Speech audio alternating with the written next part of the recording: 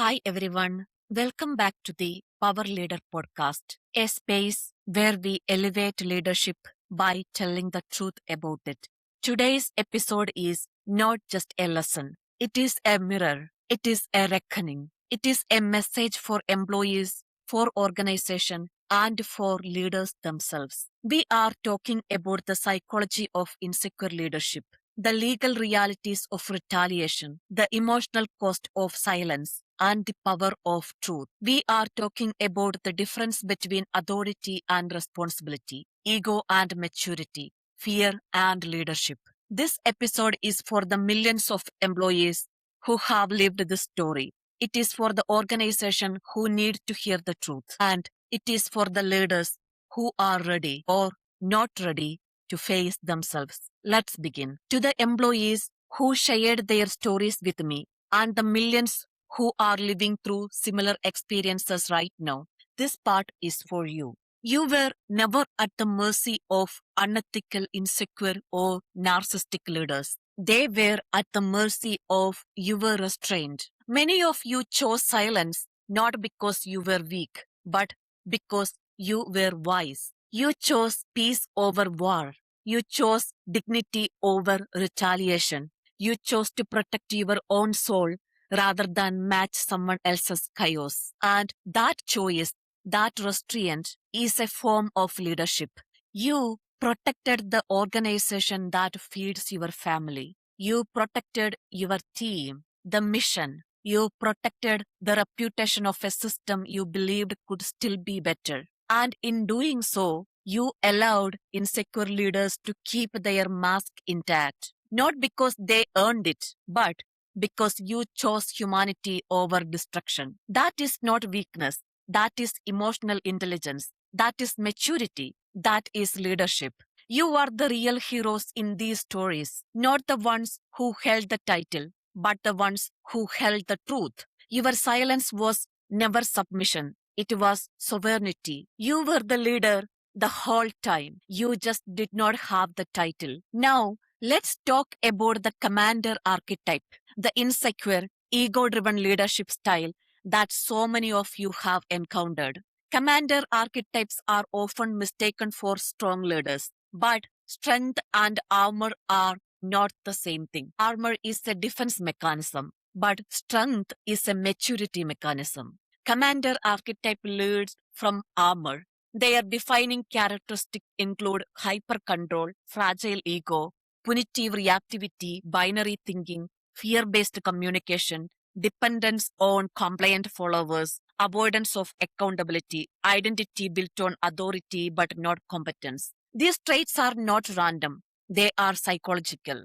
The psychological roots run deep, unprocessed insecurity, shame sensitivity, low emotional regulation, fear of irrelevance, childhood conditioning where questioning authority was unsafe, a worldview where disagreement equals disrespect. This is why commander archetypes cannot hold a mirror. Feedback doesn't show them data, it shows them danger. When you give feedback to an insecure leader, you are not just sharing information, you are touching their wound. Here is a risk, but they hear you are failing. They don't hear, here is a pattern. They hear, you are losing control.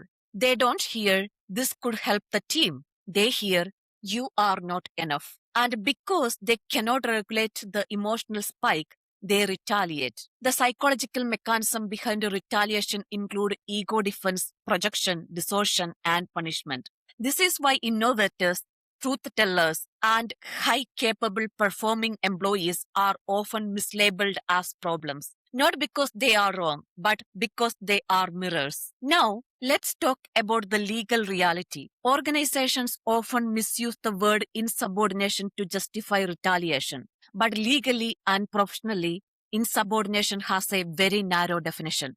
True insubordination requires one of three things: refusing a direct, reasonable instruction, undermining authority with malicious intent, disrupting operations, or refusing essential duties. That's it. Pointing out a risk is not insubordination. Identifying a pattern is not insubordination. Raising a concern is not insubordination. Offering data is not insubordination. Feedback is not resistance. Feedback is responsibility. When an insecure leader twists feedback into misconduct, they reveal the gap between leadership and authority, ego and responsibility, power and progress. And once that line is revealed, the issue is no longer the employee's behavior, it is the leader's emotional maturity. Innovators walk a narrow path in fear based cultures, but there are ways to protect your integrity and your ideas.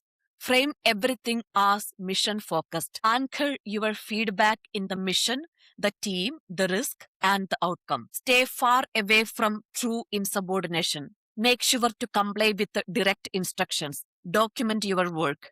Stay aligned with your role. Number 3, regulate your tone even when they cannot regulate theirs. Clarity is your power. Reinforce that disagreement is not disrespect.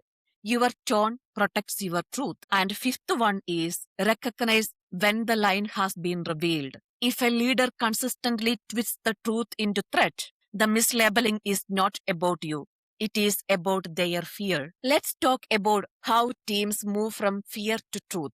Cultures do not shift because someone says, we value transparency. Cultures shift when leaders develop the emotional maturity to tolerate truth. Leaders must regulate their emotions. The gap between feedback and resistance is emotional maturity. Feedback must be redefined as responsibility.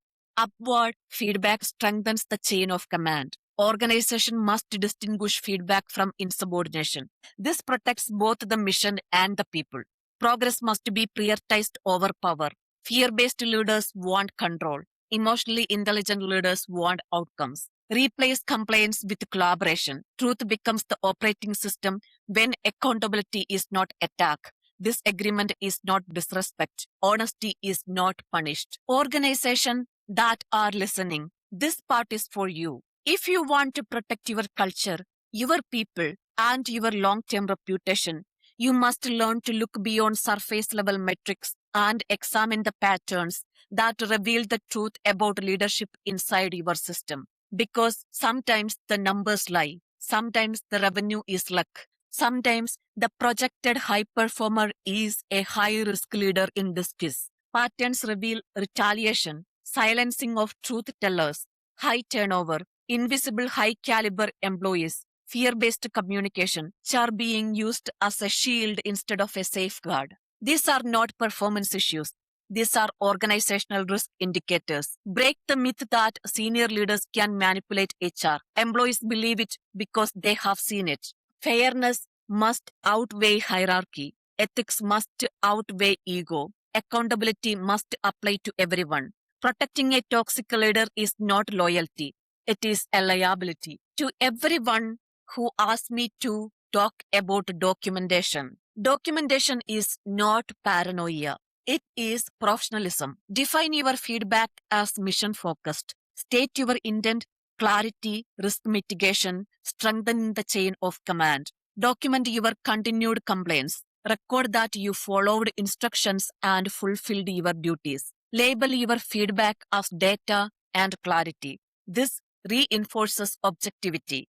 Document distortions, defensiveness, retaliation, or sudden changes. Emphasize engagement over rebellion. Your record should reflect professionalism, alignment, and integrity. And I want to share this message to leaders. To the leaders who recognize themselves in these patterns, this part is for you. If you see yourself in the commander archetype behaviors, the emotional reactivity, the ego-driven decisions, the misuse of authority, or the narcissistic patterns that harm the people you lead, understand this. You are not in control of the narrative you think you are controlling. Your current role and status and your title is the mercy of the employees you have harmed. Their silence was mercy. Their professionalism was grace. Their forgiveness was protection. This is your opportunity, not your punishment. Seek psychological support.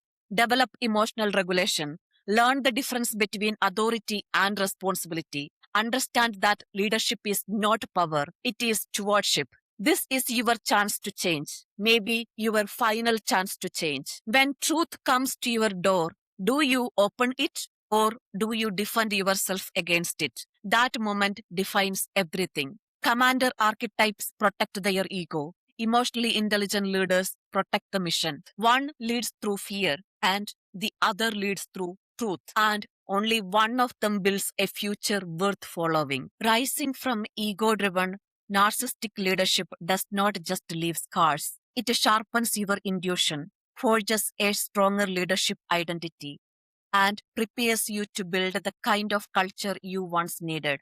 Through the Power Leader podcast, my mission is to help millions name both their good and bad experiences, overcome them, regain their strength, and offer the industry honest executive level insight, positive and negative. So we can build resilient, culturally strong organization. And to the millions with a story to share, know this, I am your representative. I will carry your story to society with the dignity you deserve. And you are not alone. This is the Power Leader podcast. Signing off, Dia.